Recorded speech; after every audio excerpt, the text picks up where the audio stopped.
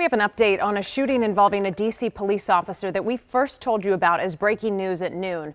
We have since learned that the deadly shooting started with a mental health call. The crisis intervention officer who was trying to help the man ended up pulling the trigger. Delia Gonsalves is live in Northeast where this all started. Dee? Simone, this deadly shooting did indeed happen here. It started here, I should say, in Northeast on the 2500 block of Benning Road. We're told that police came here for a mental health call, a man in crisis just after 6:30 this morning. We're also told that the veteran D.C. police officer, who is also a trained crisis intervention officer, spent 2 hours with the man trying to convince him to get to the hospital, try to seek help. Well, he finally agreed to go to the hospital. That's when they put the man in an ambulance and headed uptown. Let's take a look at some video of the scene on North Capitol Street at New York Avenue. It all unfolded about 45 minutes or so into the ride to the hospital.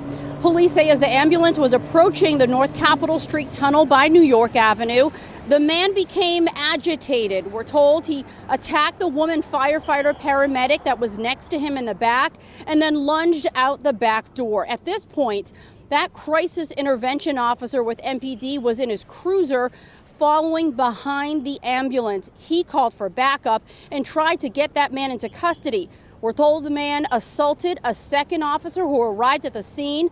Police, they say they used pepper spray on the man, but that did not stop him. He then ran into traffic, hid under a white box truck. I'll let Chief Pamela Smith pick it up from there.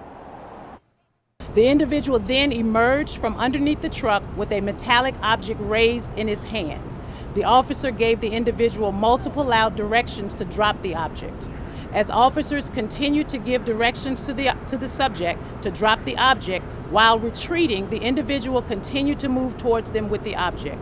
At that time, one of our officers discharged his firearm. If you talk to somebody for 2 hours and they're in a crisis, then you put him in an unsecure ambulance and expect a different outcome, you're a complete failure.